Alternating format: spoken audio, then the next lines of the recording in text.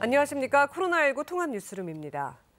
화물연대의 파업이 오늘로 7일째에 접어들었습니다. 정부와 화물연대는 주말 이틀 연속 늦은밤까지 교섭을 이어갔는데요. 하지만 양측의 입장이 평행선을 달리면서 좀처럼 타결을 이뤄내지는 못했습니다. 정세배 기자의 보도입니다. 사흘 연속 협상 테이블에 앉은 정부와 화물연대는 주말 이틀 연속 대화를 이어갔습니다. 협상은 늦은 밤까지 계속됐지만 여전히 양측의 입장은 평행선을 달렸습니다. 화물연대는 정부 측이 타협 방안을 내놓지 않은 채 기존 입장만을 고수한다며 무산 이유를 밝혔습니다. 반면 국토부는 구체적인 협상 내용에 대해서는 말을 아끼면서도 대화를 계속 이어가겠다는 입장을 내놨습니다. 좀처럼 해결책을 찾지 못하는 사이 파업이 이어지면서 물류난도 계속되고 있습니다. 국내 부산항의 컨테이너 반출입량은 사흘 연속 빠르게 줄어들어 지난달과 비교하면 20% 아래로 떨어졌습니다.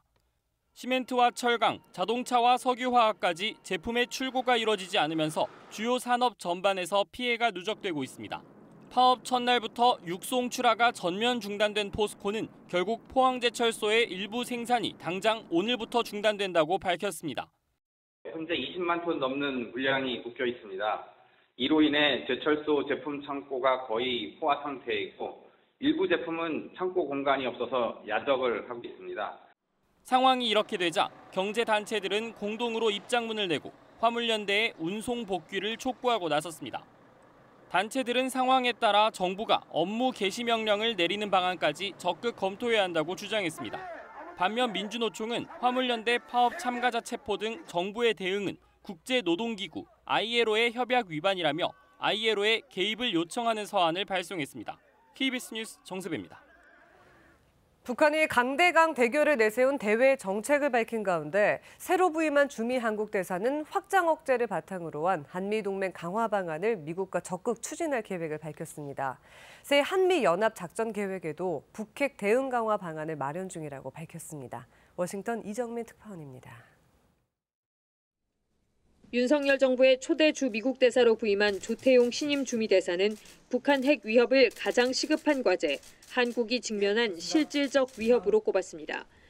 미국의 한국에 대한 해구산 강화, 이른바 확장 억제를 바탕으로 한미 동맹의 힘을 키워야 할 때라면서 이를 위한 조치 중 하나로 새 한미 연합작전 계획에 북한의 핵 미사일 대응 태세 강화 방안을 마련 중이라고 밝혔습니다.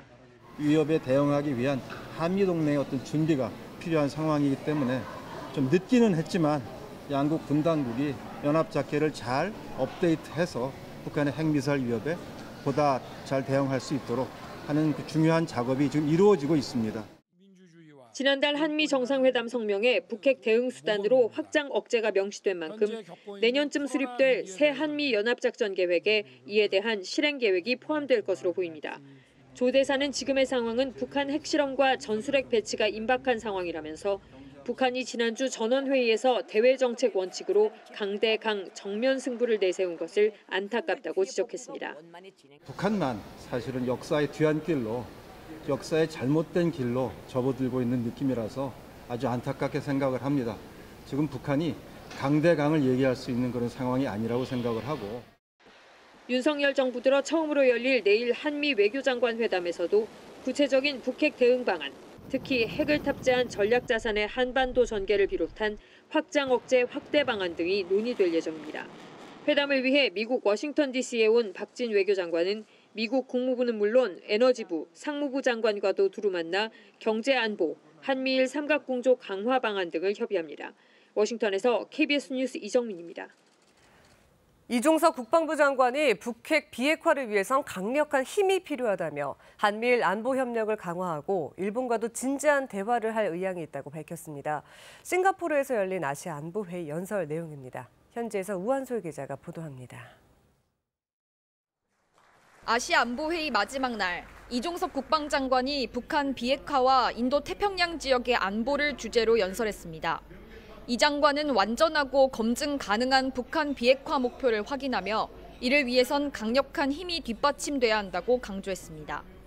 북핵과 미사일 위협 억제를 위해 가장 먼저 내세운 건 미국의 확장 억제 실행력 강화, 그 다음은 한국군의 대응 능력 증강이었습니다. 이 장관은 이어 한미일 3국 간 안보 협력도 강화하겠다며 이를 위해 일본과 진지한 대화를 나눌 의향도 있다고 밝혔습니다.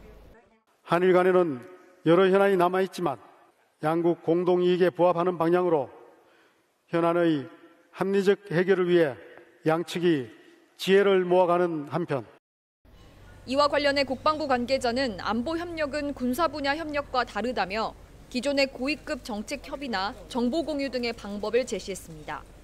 조건부 유예 상태에 있는 한일 간 군사정보 보호협정의 복원 가능성도 제기됩니다.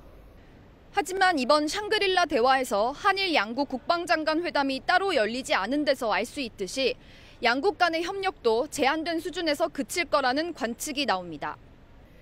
이 장관은 또 글로벌 중추국가 역할을 위해 아세안, 유럽 등과의 안보 협력도 확대하겠다는 구상도 밝혔습니다. 한반도의 불안정이 곧 동북아와 인태 지역 전체 불안정으로 이어질 수 있기 때문이라고 그 이유를 설명했습니다. 특히 인태 지역 안보 협의체와 관련해 특정국을 배제하기보다 최대 다수의 국가가 최대의 안보 혜택을 누릴 수 있도록 할 거라고 말했습니다.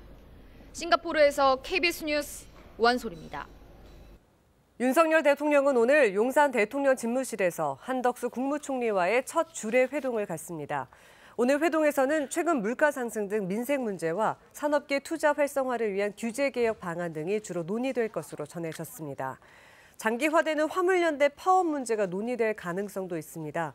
한 총리는 지난 9일 기자들과 만나 윤 대통령과 첫 주례 회동을 가질 예정이라면서 대통령과의 소통은 상당히 잘 되고 있다고 말했습니다. 러시아의 우크라이나 침공 소식입니다. 전쟁이 넉 달째로 접어든 가운데 러시아가 우크라이나 동부 지역에 대한 공세를 강화하면서 전세가 러시아 쪽으로 기울고 있다는 분석이 나오고 있습니다. 이런 상황에서 이례적으로 우크라이나 서부 도시에 미사일이 떨어져서 어린이를 포함해 주민 20여 명이 다쳤습니다. 정지주 기자입니다. 우크라이나 서부 도시 초르트키브에 러시아의 로켓 공격이 단행됐습니다. 볼로디미르 트러시 주지사는 현지 시각 11일 저녁 7시 46분쯤 흑해 쪽에서 발사된 미사일 4발이 떨어져 군사시설이 부분적으로 파괴됐다고 밝혔습니다. 아파트 4동을 비롯해 민간시설도 파괴되면서 12살 어린이를 비롯해 민간인 22명이 다쳤습니다. 서부 지역에 대한 러시아 공습은 이례적입니다. 치열한 전투가 벌어지고 있는 우크라이나 동부 전선에서는 화학 공장에 큰 불이 나는 등 곳곳에서 화재와 폭발이 잇따르고 있습니다. 러시아군이 수주 안에 루한스크 전역을 점령할 가능성이 있다는 전망도 나왔습니다.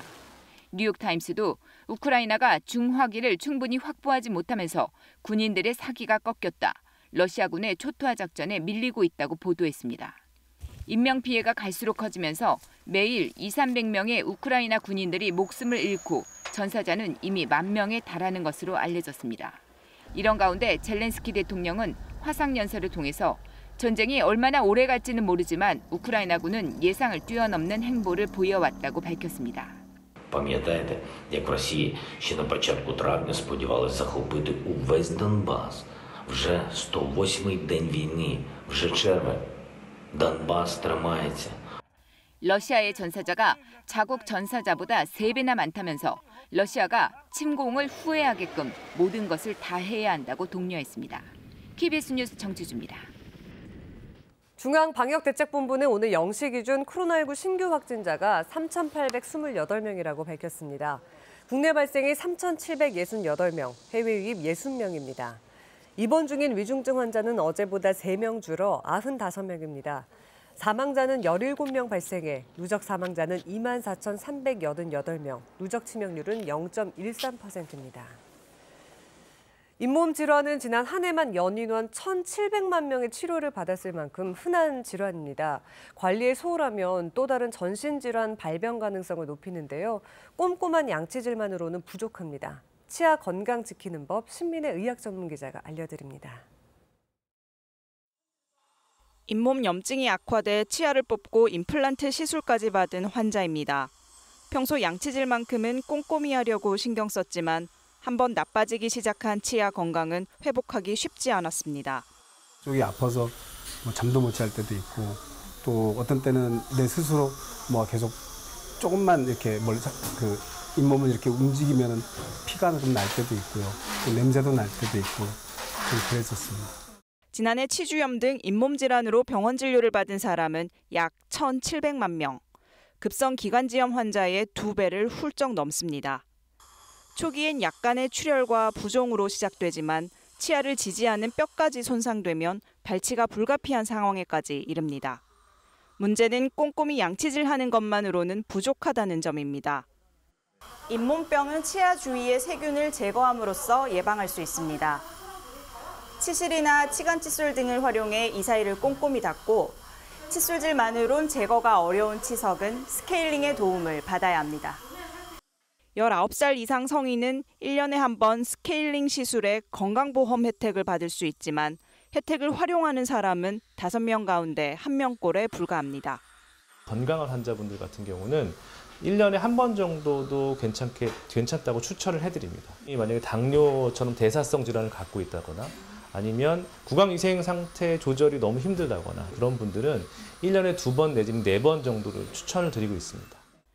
잇몸병을 방치하면 치아 세균이 혈관에까지 염증을 일으켜 고혈압과 당뇨 위험까지 높입니다. 1년에 한 번 이상 전문적인 치석 제거를 받으면 심혈관 질환 발생 위험이 14% 줄어든다는 연구 결과도 있습니다. 심각한 증상이 없더라도 정기적으로 치과를 찾아 스케일링을 받는 게 필수적인 이유입니다. KBS 뉴스 신민혜입니다. 이번엔 KB증권 연결해서 오늘의 주식시장 알아보겠습니다. KB증권입니다. 코스피가 장 초반 2%대 낙폭을 기록하며 연중 최저가를 경신했습니다. 코스닥 역시 외국인과 기관의 동반 팔자에 3% 넘게 내림셉니다. 이 시각 현재 코스피는 70.74포인트 하락한 2525.13에 코스닥은 30.86포인트 내린 839에 거래되고 있습니다. 지난 주말 미국 증시는 5월 소비자 물가지수가 41년 만에 최고치를 경신한 가운데 긴축 우려가 커지며 주요 지수가 급락했습니다. 이에 코스피 역시 외국인과 기관의 팔자에 2% 넘게 하락하고 있습니다. 미국 필라델피아 반도체 지수 급락으로 삼성전자가 52주 신저가를 기록하며 하락하고 있고 카카오페이가 상장 후 최저가를 기록하며 저조한 모습입니다. 또 대표 성장주인 네이버와 카카오 역시 큰 폭으로 하락하고 있습니다. 한편 S-오일이 2분기 사상 최대 실적에 상승을 시도하고 있습니다. 이 시각 현재 달러화에 대한 원화 환율은 1284원 20전에 거래되고 있습니다. 지금까지 KB증권이었습니다.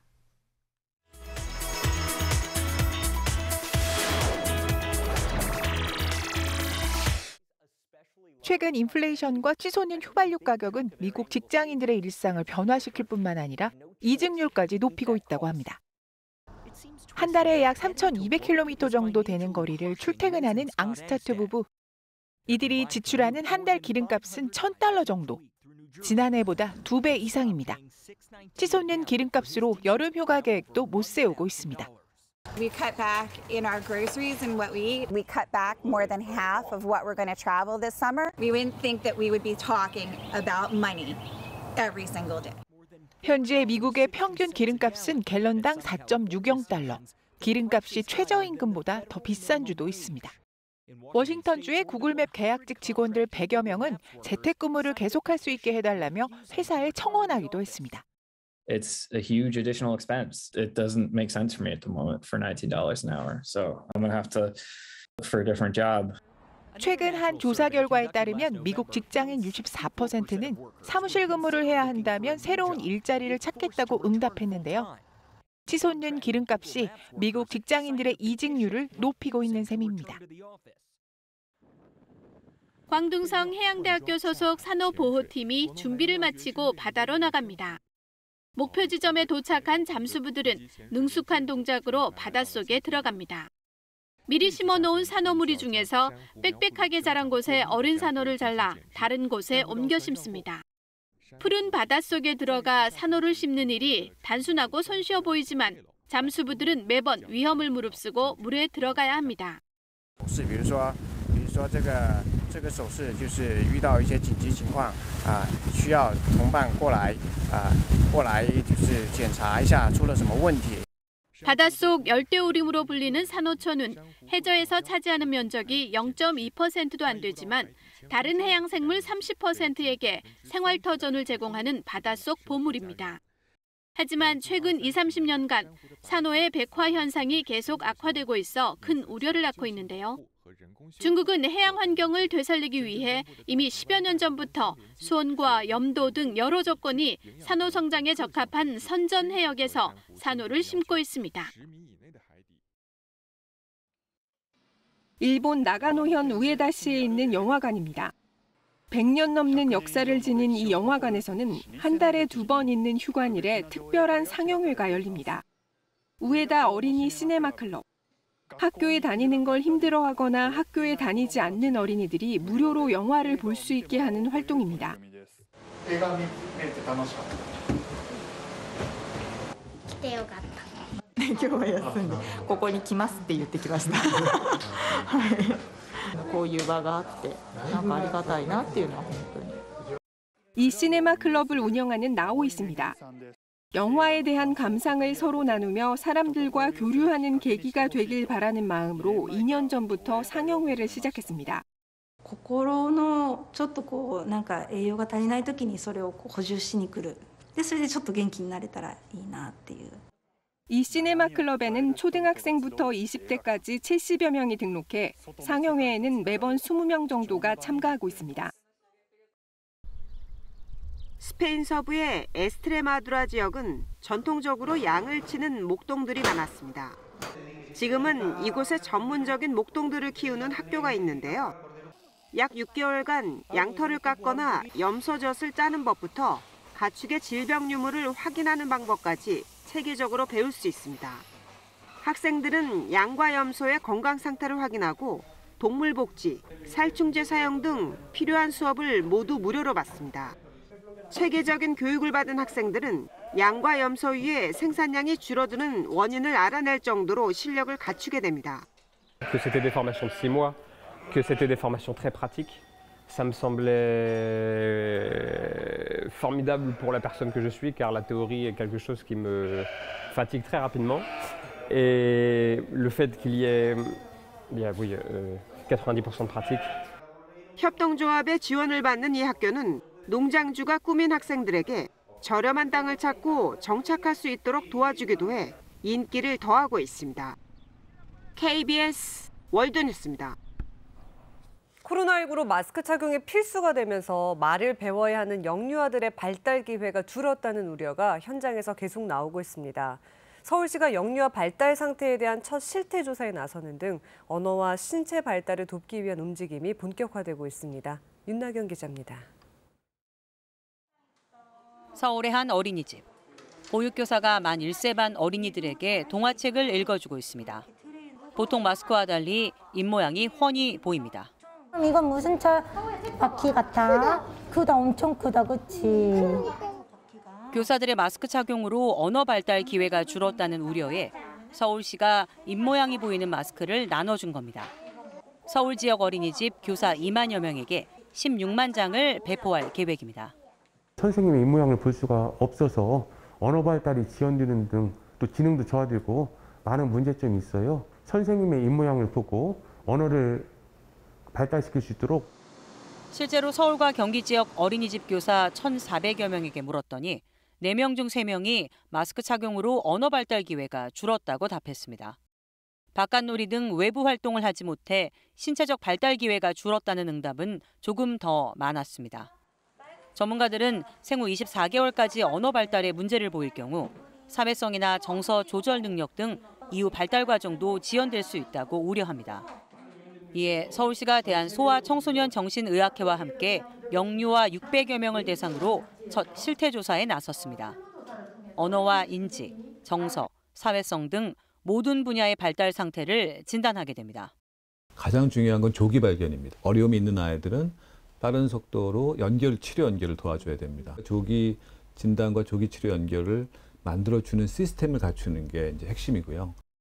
11월쯤 결과를 발표하고 전문가들의 분석을 바탕으로 지역형 아동 발달 상담센터를 운영하는 등 실질적인 지원책을 마련할 계획입니다. KBS 뉴스 윤나경입니다. 소나무 재선충병은 고사율이 100%인 소나무와 잣나무의 치명적인 질병입니다. 그런데 재선충병이 올해 들어 갑자기 많이 증가한 것으로 확인됐습니다. 김태희 기자의 보도입니다. 온통 초록빛으로 물든 야산에서 붉은 점들이 눈에 띕니다. 가까이 가보니 나무가 다 말라 죽어 있습니다. 소나무 재선충병에 걸린 겁니다. 이미 집단고사로 진행된 곳까지 발견됩니다. 재선충병에 걸린 나무들입니다. 지난해 한 그루였던 것이 10그루까지 늘어났습니다. 잎이 누렇게 변해 있고 축 처져 있습니다. 주민들은 최근 전파 속도가 갑자기 빨라졌다고 말합니다. 그리고 하나둘 죽기 시작하더니 그게 계속 죽는 거예요. 올 봄에는 반쯤 빨갛기리 했었는데 지금은 완전 빨개졌어요. 소나무 재선충병은 재선충이 나무 속까지 파고들어 나무를 말라 죽게 하는 병인데 주로 솔수염 하늘소가 옮깁니다. 치료제가 없어 병에 걸린 나무는 100% 고사합니다. 이 때문에 해마다 방제 작업이 진행됐습니다. 그 덕분에 국내 재선충병은 2013년을 정점으로 지속적인 감소세를 보여왔습니다. 그런데 올해는 피해목이 38만 그루로 지난해보다 20% 넘게 늘었습니다. 8년 만에 증가세로 돌아선 겁니다. 매개충의 우하기인 올해 봄, 유난히 따뜻했기 때문으로 풀이됩니다. 3월에서 5월 사이 평균 기온은 13.5도로 기상관측 이래 가장 높았습니다. 이 기간 강우량은 평년보다 40% 정도 적었습니다. 온도가 높아지면서 매개충 활동 기간이 좀 늘어났고요. 그 매개충이 산란했던 곳에서 이제 우하가 많이 되면서 이제 매개충들이 확산을 시키는 경우. 산림청은 앞으로 합동 점검단을 구성해 피해지에 대한 정밀 조사를 진행할 계획입니다. KBS 뉴스 김태희입니다. 지금이야 즐거운 마음으로 찾아갈 수 있지만 일제강점기에는 괌이나 사이판 등 태평양 섬들로 끌려가서 끔찍한 강제 노역에 시달리던 한국인들이 많았습니다.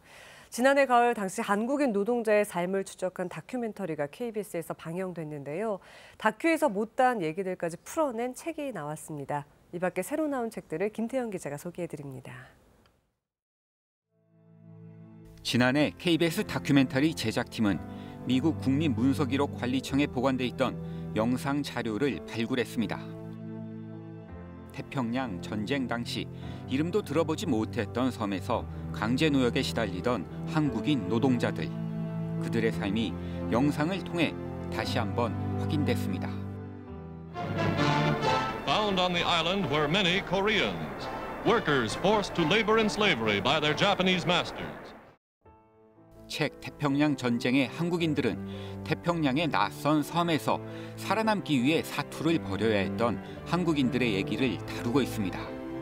책은 당시 다큐멘터리에서 미처 소개하지 못한 내용과 여러 사진까지 더해 일제의 만행으로 이역만리 섬에서 청춘을 희생해야 했던 한국인의 삶을 기록으로 남기고 있습니다. 유전자의 행동 방식 등을 설명한 책 이기적 유전자로 세계적 베스트셀러 작가가 된 리처드 도킨스. 이번엔 날 수 있는 생명체들의 진화 과정과 비행의 비밀을 파헤치는 책 마법의 비행을 냈습니다.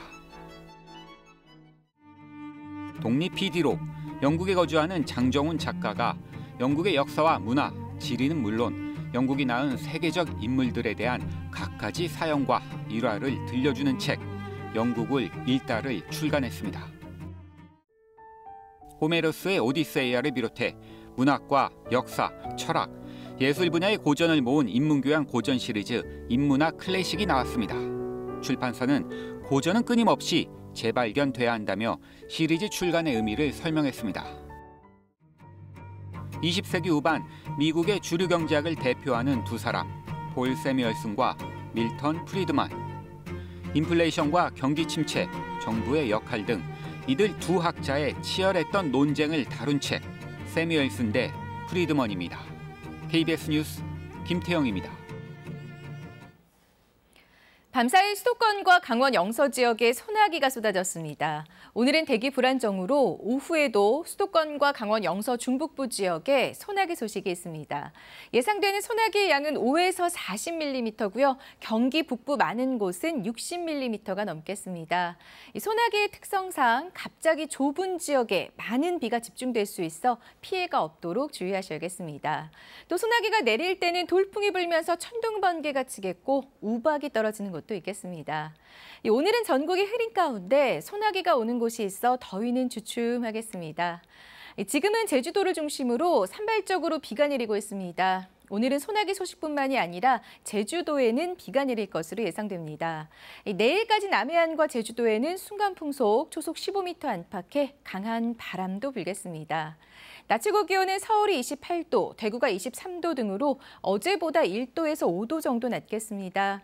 특히 서늘한 동풍이 불어들어오는 동해안 지방은 20도 안팎에 머물겠습니다. 바다의 물결은 동해와 남해 먼바다에서 3.5에서 4m로 매우 높게 일겠습니다. 오늘 제주도를 시작으로 내일 새벽에는 남부지방에 비가 확대되겠습니다. 남부지방의 비는 내일 밤에 대부분 그치겠지만 경상도 지역은 모레 수요일 오전까지 비가 이어지겠습니다. 그리고 동풍의 영향을 받는 강원 영동 지역도 수요일까지 비가 내릴 것으로 예상됩니다. 이번 주는 기온이 평년 수준과 비슷해 크게 덥진 않겠습니다. 날씨 전해드렸습니다. 코로나19 통합 뉴스를 마칩니다. 고맙습니다.